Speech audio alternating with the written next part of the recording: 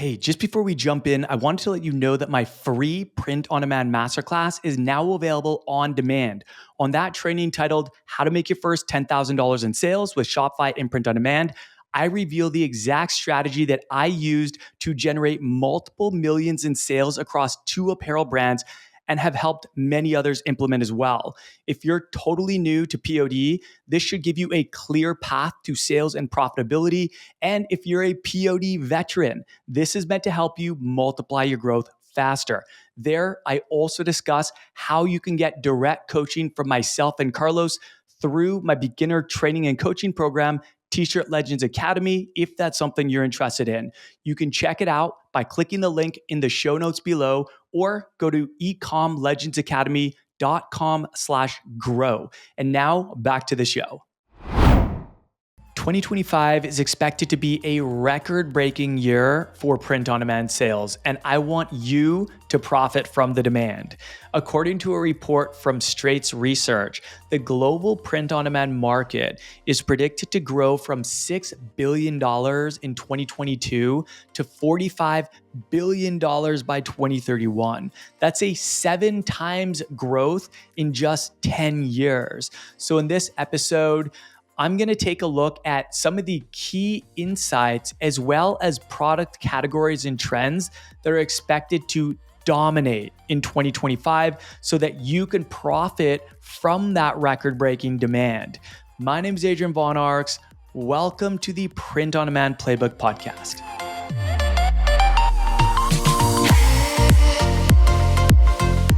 What's up, guys? Thank you for tuning in and welcome to the show. I am excited for this episode because I'm going to be sharing some mind-blowing insights and data that will hopefully support you in growing your business so that you can dominate in 2025 and beyond. That is the goal for you.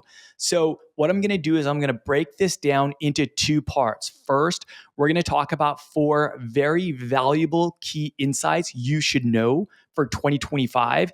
And then we're going to talk about the top 3 print-on-demand product categories, along with some data to help you in planning what to sell so that you can create for the demand.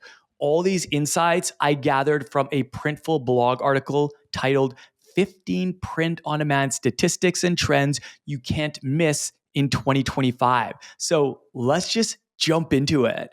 Insight number 1 is that the US is by far the largest market for print on demand. So let me read you what the report says about this. It's important to note that not only does the US have the most print on demand stores, but it's also home to the majority of the top performing POD businesses. This means that 75.8% of the creme de la creme POD businesses worldwide are run from the US. Following the US in terms of top POD stores are Canada, the United Kingdom, Australia, and Germany in that order. So I just want to kind of break this down and share my thoughts here. So personally, the US has always been my primary focus, and it's where I recommend most people start, even if you do not live in the United States. There's a couple reasons for this. First, the US has a huge population of well over 300 million people, soon to be 350 million people. It's the consumer shopping capital of the world, and people are very comfortable purchasing online from brand websites and from social media. This is just part of the culture now, and it continues to get more popular with the rise of social commerce. Now, if, for example, your brand is created specifically for another country, culture, or region, then it might not make sense to target the US as your primary market. So, for example, let's say that you are creating German language shirts for German dog lovers. Well, then it would probably make a lot more sense to primarily target Germany and Germans in Germany, right? The second valuable insight is regarding which platform to sell on. So insight number 2 from this report is, according to this Printful article, Shopify takes the crown as the go-to platform for selling, especially in the US, where Shopify hosts 62.8% of the print on demand and drop shipping stores. Now, my thoughts on this: Shopify has always been my preferred platform of choice for building a website, selling products, and marketing a brand. I've always been a Shopify first seller, as I truly believe that it is the best platform to build a profitable and sustainable print on demand business. And while creating a website may seem overwhelming and time intensive, Shopify makes it as simple as possible. They offer free pre-made website templates that allow you to get up and running very quickly. There are no tech skills required, and even a non-techie person like me has been able to build multiple successful Shopify websites. All right, let's talk about insight number 3 from the report. And that is that the most successful print on demand stores add, on average, 7 new products to their store monthly. The Printful article states, following the example of the top 1% of print on demand businesses, you should design and add about 7 new products every month. Now, this is huge because the more designs that you can release, the more likely you are to create a winning design that you can scale up profitably with paid ads and email marketing. This alone can lead to huge sales spikes in your business. And that's exactly what I want for you. All right. I always challenge my students to release a minimum of 10 new designs per month, because volume negates luck. Some people, they're going to create a winning design very early on. I've had students do this and they've seen crazy fast results, but it's not nearly as common as the others, right? That's not most people. So maybe if those students were able to create a winning design in the first 5 or 10 designs, they could really take off with their sales. We've had that before. But my point is, it might take more than that. It might take 25, 50, or even more designs until you create one that really resonates with your target audience on a mass scale. I tell my students, imagine that we were fishing and you were using 1 rod and I was using 10. Who's more likely to catch a fish? The same goes for designs. You never know which is going to be a winner until you release it and you test it.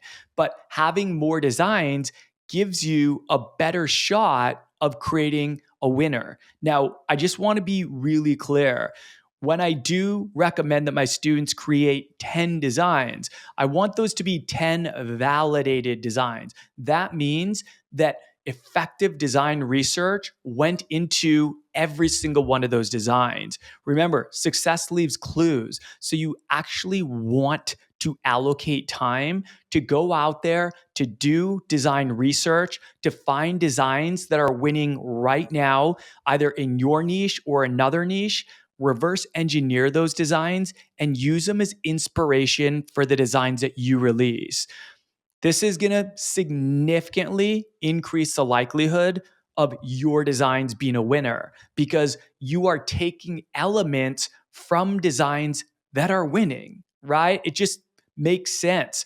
It doesn't mean that everyone's going to be a winner, and you might have to still release quite a few to create your own winner. However, one well-validated, well-researched design versus one totally random original design that has no form of validation or no evidence of sales, the one that's validated and that the research is behind is the one that has a significantly higher likelihood of being a winner. All right. Now, they go on to say a little bit more about this that I think is actually really important. And this isn't actually something I remember hearing in any past blog articles, but it's something that I've been doing for years and that I always recommend that my students do as well. So here's what they say in the article. They say, to avoid overcrowded catalogs and customer decision paralysis, review your offering regularly. Every 1 to 2 months, see which products don't do well in sales and remove them. Before you do, however, test clearance sales to bid a profitable farewell to your products. I 100% agree with this, and I recommend purging your store regularly by removing the poorest performing designs, assuming you've actually marketed them, right? If you're not getting any eyeballs on your products, I recommend allocating more time to marketing because you don't have any clear evidence of which ones are resonate more with your target audience versus the others.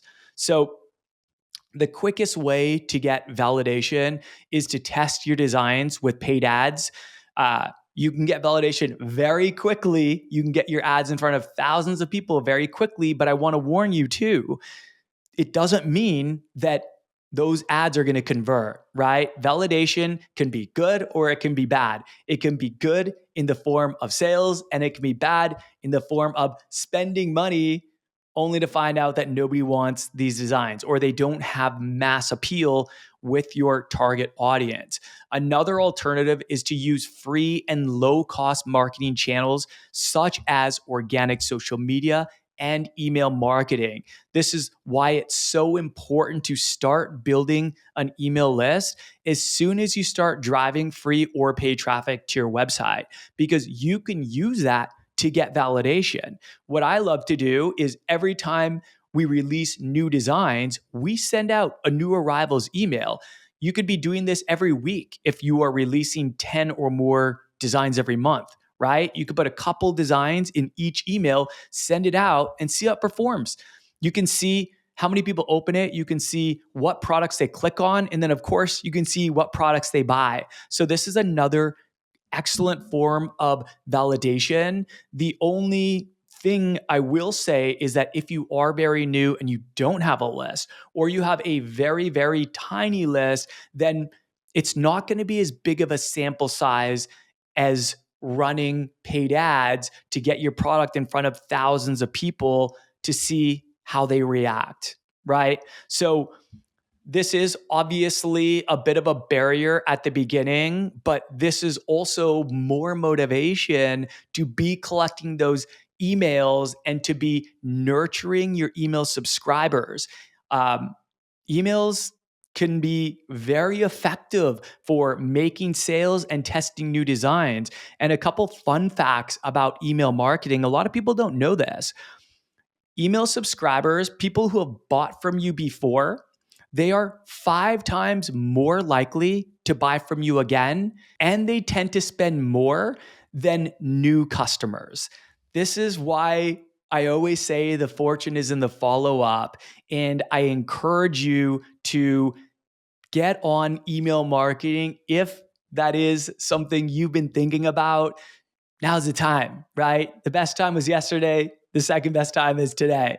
So I highly recommend getting on that. Now, just a pro tip, kind of in relation to what they said in this article, something that we do before taking down any designs from my shop, we always send out an email to our subscribers, letting them know that we're, quote, retiring those designs. And surprisingly, they usually make sales. It is a great way to just leverage urgency and scarcity to get more sales out of those designs. So I would actually give my customers or my subscribers, I should say, a few days. So maybe you send them that email on Friday, letting them know that you're retiring the designs, and then let them know that they're going to be retired on Monday. And then what you can do is you can send 2 or 3 emails over that period of time just to let people know and really leverage that urgency and scarcity. Now, you might be thinking, well, wait, if I make sales from those emails, shouldn't I just keep the products? We do not. Like it's up to you, but the thing is, if no one has bought it for a long time and we get some sales when we send out that email, we wouldn't usually keep the product. It is up to you, but just be careful with it because you can break trust if you say that you're retiring the design and then you don't actually retire the design, right? And you don't want to break trust with your audience, with your subscribers. But that's just a little pro tip for how you can get a little bit more out of each of those designs. And what we find is that the urgency and the scarcity, it gets people to open those emails pretty quickly and to see those designs and to make a decision if they do want to purchase them or not. All right, let's talk about insight number 4. And that insight states that the top trending print on demand categories are apparel, home decor, and drinkware. And here's what it says. Year after year, apparel leads the way in the top selling print on demand categories. POD's personalization allows online sellers to imitate high fashion trends like specific designs, patterns, and color schemes for less than handmade fashion. Because the products are made on demand, there's also no waiting time before you can start selling. This in turn allows sellers to take over these trends quickly and with small investments. However, don't overlook other contestants. Home decor gives the apparel segment a run for its money. Home decor has the highest CAGR of 26%. This could mainly be explained by a growing desire for personalized indoor spaces. This leads most people to either DIY projects or custom solutions like print on demand. It also states that with major drinkware brands like Yeti and Stanley making the news last year, print on demand tumblers and travel mugs saw a huge boost in sales. The familiar drinkware shape allows sellers to cash in on the trend with their own design twist.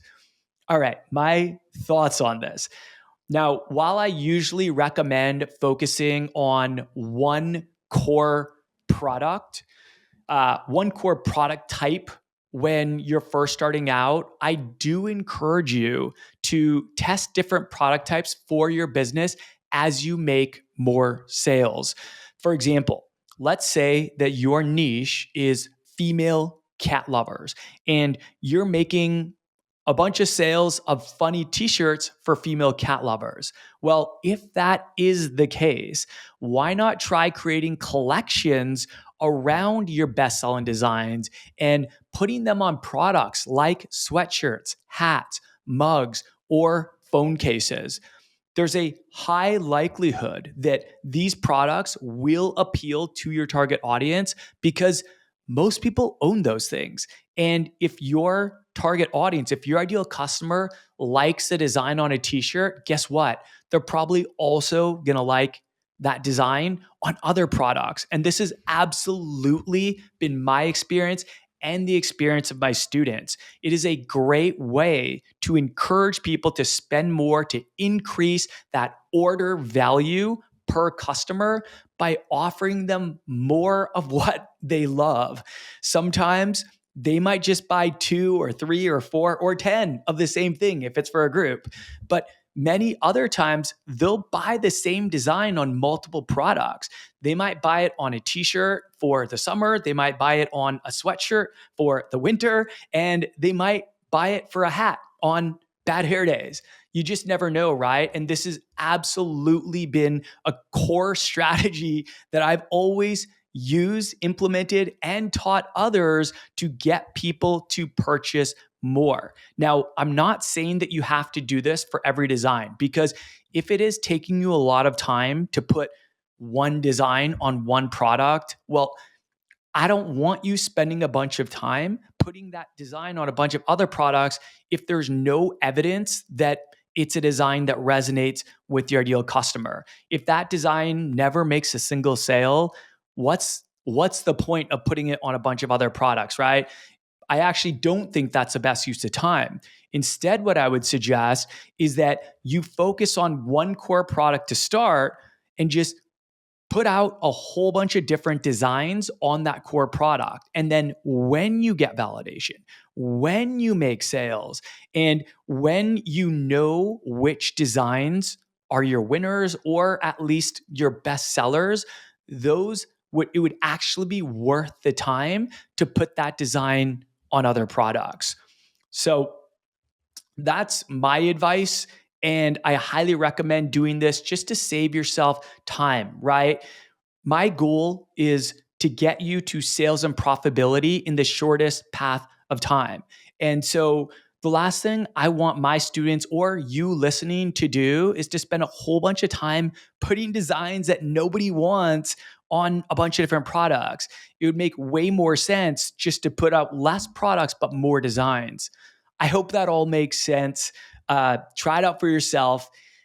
And now we're going to kind of shift gears. I want to share with you some of the findings from my own product research on these three top print on demand categories. So I'm going to start with the third and then the second and then the first. So the third biggest print on demand category was drinkware. So what I did was I hopped into Etsy, which is one of my favorite places for product and design research and identifying trends. And I searched for the category drinkware. I typed in the word tumbler, and using my Everbee Chrome extension, I could see that there were currently over 6,200 monthly searches for tumblers just on Etsy, signaling huge demand. And when I ran that search, I saw so many obviously print on demand products. I know because I know the print on demand companies fulfilling those. I could see that some of them were using the same mockups. And you can see in the description, many times they'll mention that it's made to order or it's print on demand. And sometimes they'll even mention who the company is. But when I sorted, I filtered it by best sellers.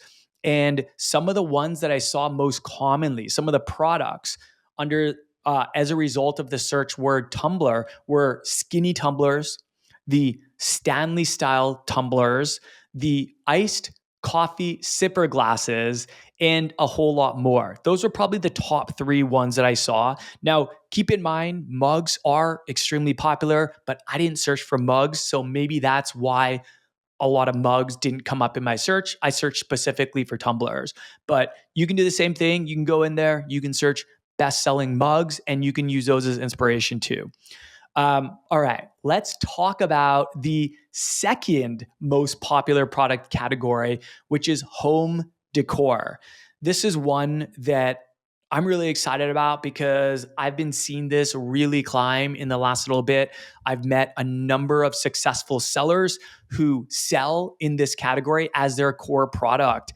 And I just ran a search for that term. So I searched the word home decor, and I could see that there were over 8,200 monthly searches just in Etsy, again, signaling huge demand. And when I ran that search, I saw that some of the most common print on demand products were candles, blankets, pillows, and a whole lot of wall art. I would say that wall art, I sorted by best sellers, like I actually filtered by best sellers. And I would say of all those product types that I just mentioned, wall art was by far and away the most popular. And I just want to kind of break a myth here because I think a lot of people they tend to start in apparel and they almost feel like they're pigeonholed in apparel. They're like, "Oh, I sell t-shirts. I can't sell wall art. Why would I? That would confuse my customer." Well, not really. Um, not really. So let me give you an example. Let's say that you created shirts for female cat lovers. Let's go back to the other example I mentioned. Let's say that you created shirts for female cat lovers, funny shirts for female cat lovers. Well, if your niche was female cat lovers, and if you could create wall art that evoked emotion and relatability for female cat lovers, that's not going to be too confusing to them, right? Because in theory, those products are also super relevant to them.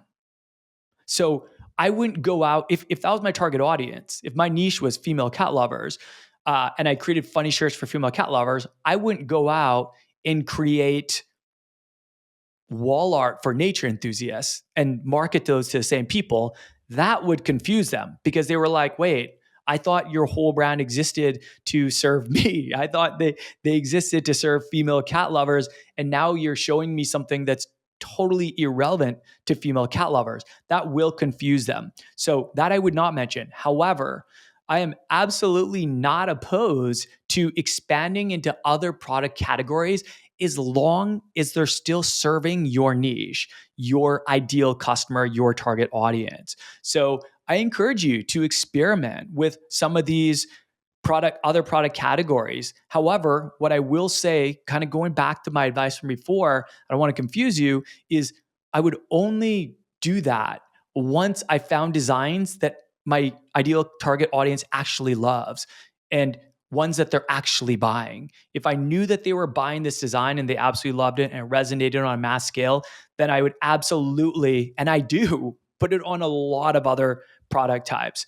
So don't be afraid to experiment. Just make sure that they're still for the same niche.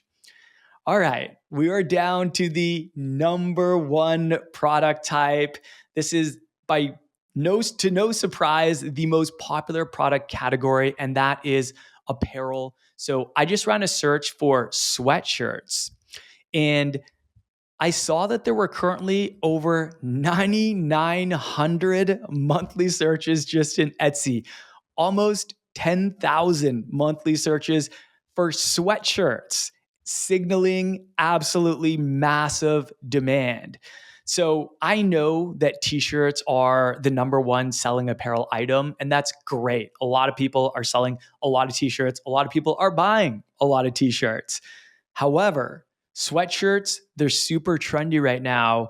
And because it's winter at the time that I'm recording this, many people, they're looking for warmer clothing. Now, that's not to say that you can't make a ton of sales from t-shirts year round. You absolutely can. People wear them to the gym. People still wear them and just throw a jacket over. People wear them to the mall, wherever, right? There's still a lot of people buying t-shirts.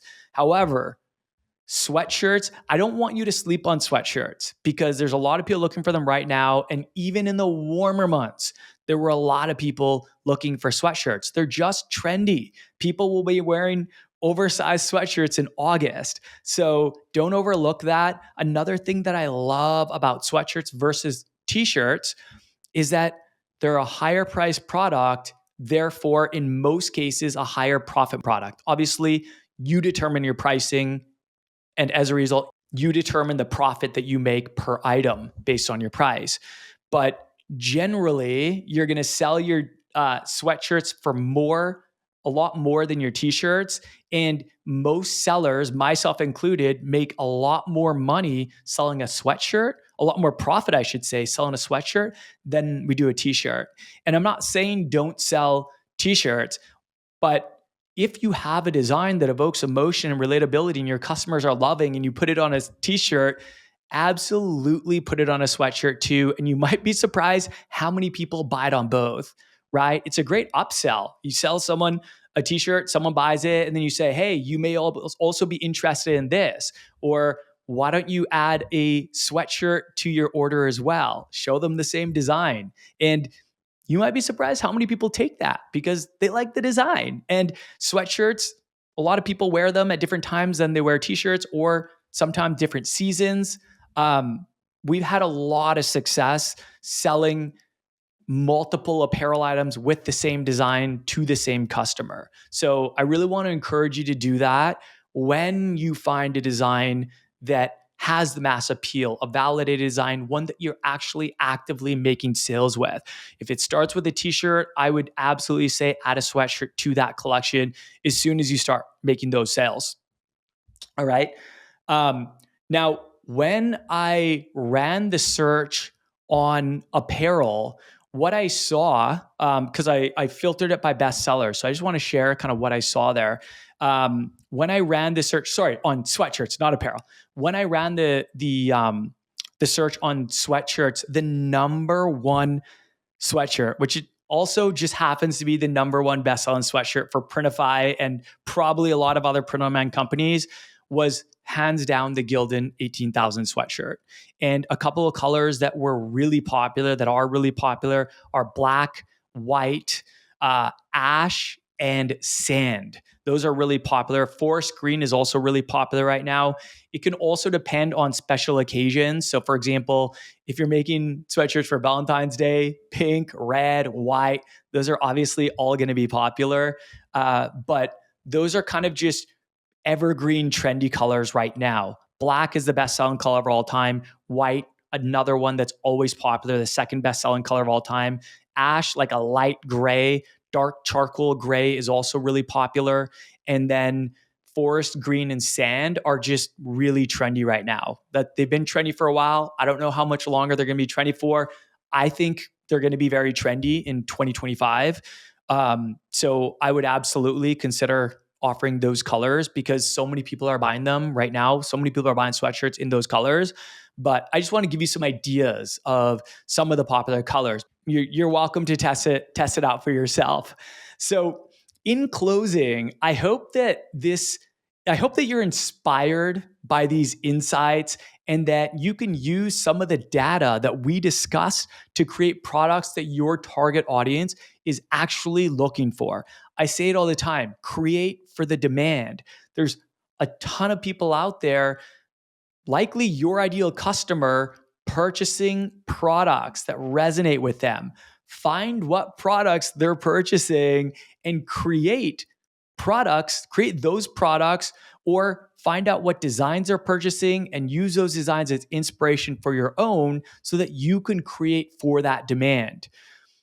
Also, in closing, if you're wanting to build a profitable print-on-demand business in 2025, I recommend checking out my free print-on-demand training where I reveal the exact strategy I use to go from zero to generating multiple millions in revenue across 2 apparel brands. There, I also discuss how you can get direct coaching from myself and Carlos through my beginner training and coaching program, T-Shirt Legends Academy, if that's something you're looking for. So I just want to make you aware that that is now available on demand. Definitely check it out. So if you do want to check out that training, click on the link in the show notes below or go to ecomlegendsacademy.com/grow. So with that, I'm going to sign off. So I want you to go out there, take messy, imperfect action, and remember that you're always just one design away.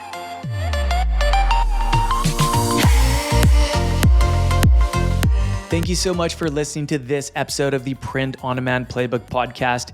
If you enjoyed this episode, please consider leaving us an honest review on whichever platform you are listening from. Thank you again. We appreciate you, and we'll see you very soon.